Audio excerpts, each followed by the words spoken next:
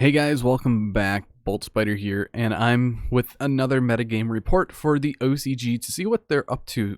This report will cover 61 top performing decks from 12 tournaments that were held in Japan during October 16th to 20th, but this one was recently updated on the 27th.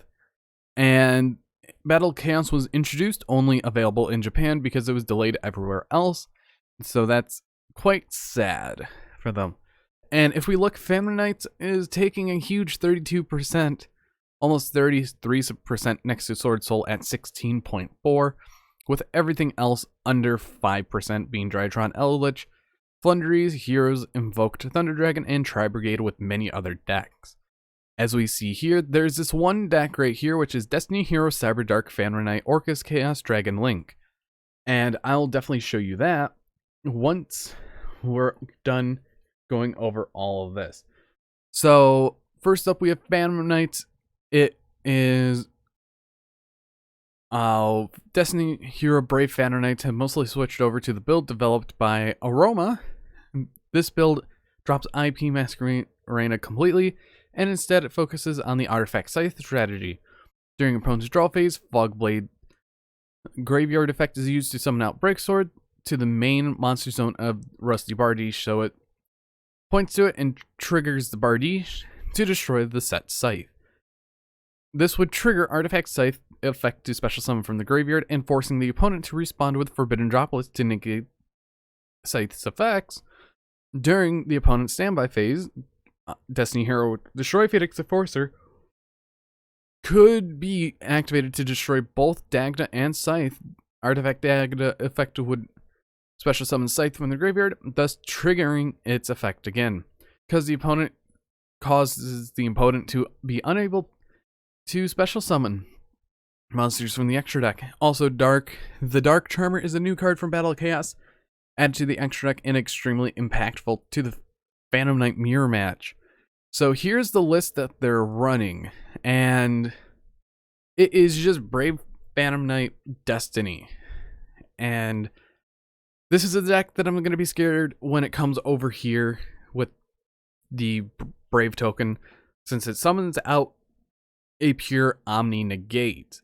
Now, overall, this is going to be one of the top tier decks if they go through with a huge, massive list in January to hit the current meta. And Phantom Knights has just been sitting there in silence, and they recently had their Torrent Scales reprinted as an ultra rare, so now it's easy access. The only problem that budget players are going to have is getting their Destiny Hero, Destroyer, Phoenix Enforcer. Outside of that, everything's pretty cheap. Even with Verte being $70, you don't really need it. It's just an extra addition. With the Dark Charmer, that's coming out around February, so we will see that, but we'll see what will happen. Overall, this is actually quite a nice list, and it has a lot of great interaction that is held. And then finally, we have Sword Soul. He ran 3 Solemn Judgment in the main to better protect his monsters from Forbidden Droplets. Dimension Shifter has been popular among Sword Soul builds. It functions similar to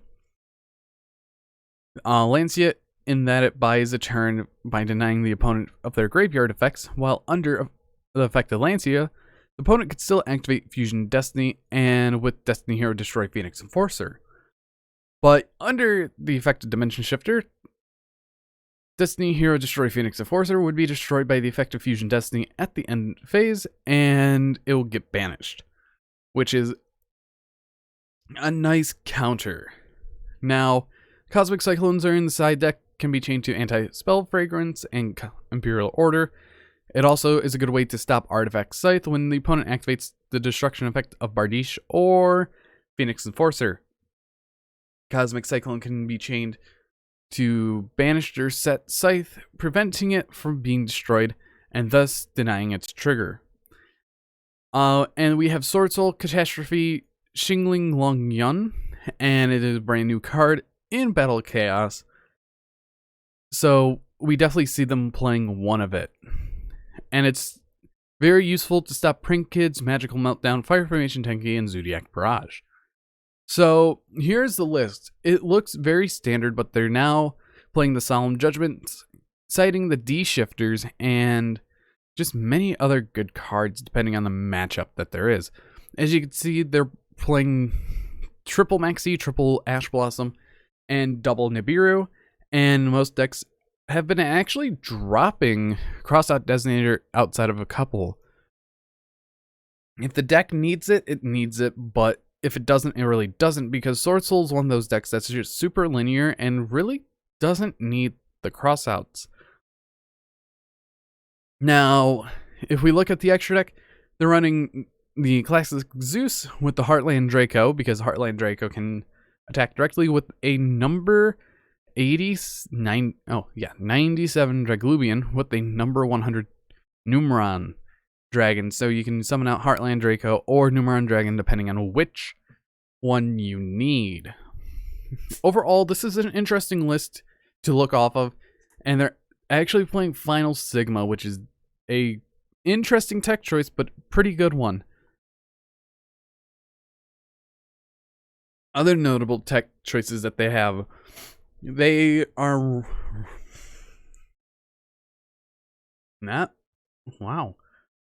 they're running 2 Desire, 2 Prosperity, which is standard in decks like this, but in my opinion, I'll just run the 3 Potted Desires.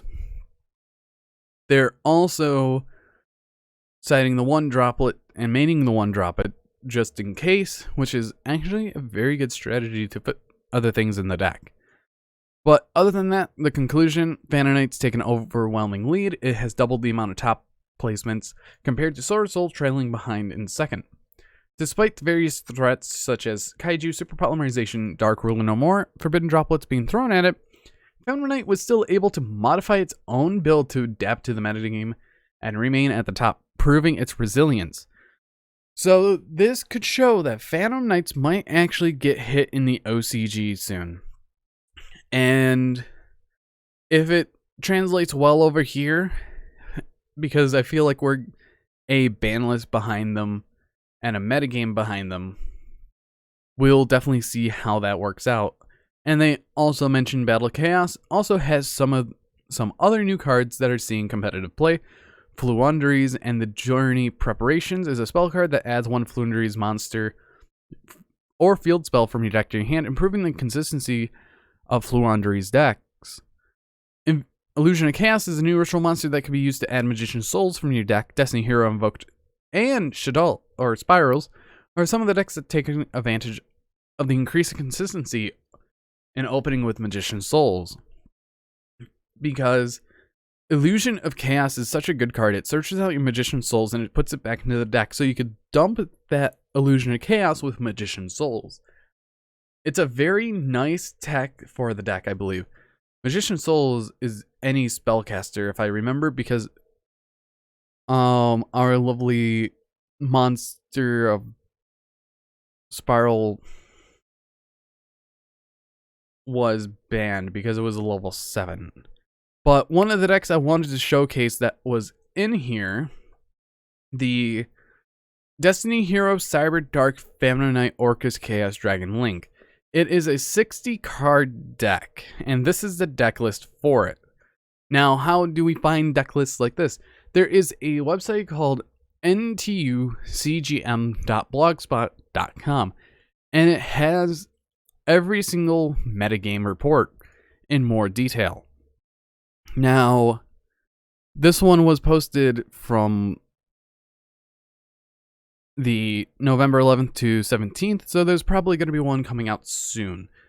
But we get to see some of the deck lists that there is, like our casual Phantom Knight Brave Destiny, some Printed decks if you want to take a look at that, a Tri-Brigade list with 2 Tenki and the 1 Barrage because they still have Barrage, and just many other decks, even your Pendulum decks.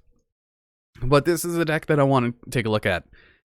This deck has such a long name and it looks insane. And it has the Chaos Engine along with an Orcust engine with a Rocket engine, which is insane. A Cyber Dark engine of 5 cards. a Phantom Knight engine, and a small little hero package, which is double melee, 1 Denier, and a 1 elemental hero. Honest Neos, because Denier actually puts back a melee so you can use it again.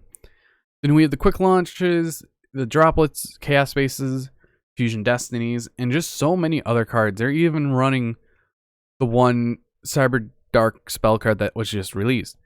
And if you look in the extra deck, it's so tight that you're running Striker Dragons, Verte, Union Carrier, Borg Blocker for the arrows, Romulus, the 1 Galatea. Dark is an amazing addition because it's just a free link 3 or a free access code.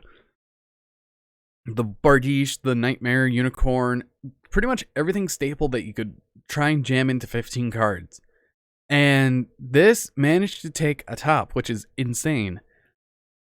I wish I could deck test this, but a couple of the cards on this are not even legal in the TCG, like the Strudo, Union Carrier, and a couple other key portions being the Black and White Dragons being limited because you do need your normal summon for other things. But anyways, I don't want to keep this video way too long, so if you guys did enjoy, hit that like button down below, and if you want to see more content like this, hit that subscribe button. But anyways, see you guys in the next video.